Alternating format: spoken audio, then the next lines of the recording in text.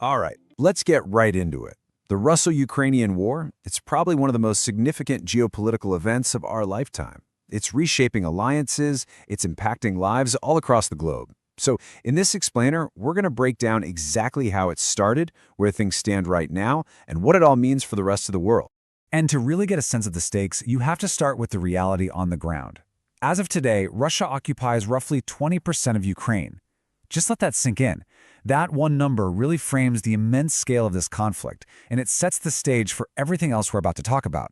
So here's how we're going to tackle this. We've got 5 parts. First, we'll look at the origins of the conflict. Then, we'll walk through the different phases of the invasion. After that, we'll cover the current stalemate and its staggering human cost. Then, the tough search for peace. And finally, how this war has literally remapped our world. So the big question, how did we get here? You know, the 2022 invasion didn't just happen in a vacuum. It was really a massive escalation of a conflict that had been simmering and, frankly, actively fought for years. It all really kicked into high gear back in 2014. That's when Ukraine's revolution of dignity ousted a pro-Russian president. Russia's response? They annexed Crimea and ignited a war in the eastern Donbass region. Now, there was an attempt at peace in 2015, the Minsk Second Agreement, but it didn't hold. It led to years of brutal, grinding trench warfare. Then, the situation got incredibly tense in 2021. Russia started massing over 100,000 troops on the border and issued these sweeping demands to NATO. And then came February 2022. First, Putin recognized the separatist regions, and just 3 days later, he launched the full-scale invasion. Okay, so let's talk about the invasion itself. It's so important to understand that this hasn't been some kind of static war. The battlefield has been incredibly dynamic. It has evolved through several really distinct phases of attack and defense. In fact, we can pretty much break down all the major military movements into 4 key phases, and each one had its own goals, its own strategies, and of course, its own outcomes. Now, what's fascinating here is how you can see the momentum of the war shift back and forth. In early 2022, you had Russia's huge multi-front assault on Kyiv, but it completely failed against this incredibly fierce Ukrainian defense, forcing them to retreat from the north. So Russia shifted its focus, laying siege to Mariupol and concentrating on the Donbass.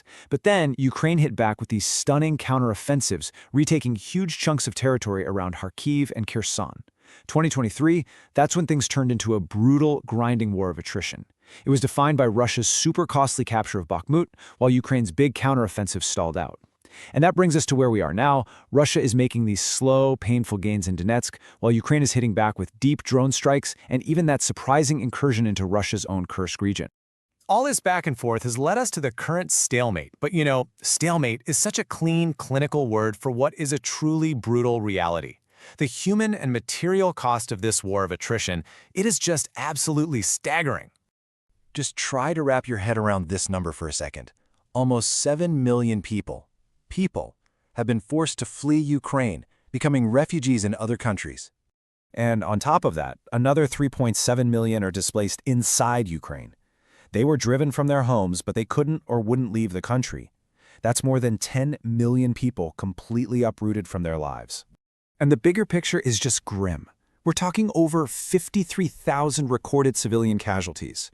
Almost 13 million people inside the country need humanitarian aid just to survive. The combined military casualties, estimated to be over 500,000. And all the while, the Zaporizhzhia nuclear power plant, Europe's largest, is under constant threat. So the takeaway here is that the daily cost of this conflict is just immense. With a cost that devastating, you'd think the search for peace would be paramount. And it is, but the diplomatic divide between the two sides is just incredibly deep. It's a chasm that's been very, very difficult to bridge. And this right here illustrates the problem perfectly. On one side, you have a proposed peace framework. It suggests things like freezing the front lines, creating a demilitarized zone, delaying Ukraine's NATO membership, and using frozen Russian assets to rebuild. But then look at Russia's core demands. They are completely non-negotiable. They want to keep every inch of occupied territory, and they demand that Ukraine permanently give up any dream of joining NATO. As you can see, there is almost zero overlap. And if you dig a little deeper, you see this deadlock everywhere. Ukraine is actually open to the framework, but they are demanding ironclad security guarantees, something like NATO's Article 5, where an attack on one is an attack on all. Meanwhile, high-level talks in places like Geneva and Berlin have gone absolutely nowhere. The EU and others are providing huge financial support, But those core diplomatic problems, they remain completely unsolved, even with Ukraine signaling it might be flexible on NATO if it can get other strong security deals. Which brings us to our final section. Because this conflict, well, it isn't contained to just Ukraine. Its ripple effects have fundamentally remapped global security, they've shifted alliances, and they've shaken up economies everywhere. I mean, just look at the scale of the international response. It's been historic. This chart shows the immense financial commitment from just two partners, $175 billion from the US and nearly $200 billion from the European Union. And that's a mix of both military and financial aid. Incredible numbers. And the geopolitical shockwaves are just profound. NATO has massively beefed up its presence in Eastern Europe. Russia, finding itself isolated from the West, has turned to countries like North Korea and Iran for military supplies. We've all felt the disruption in global food and energy prices.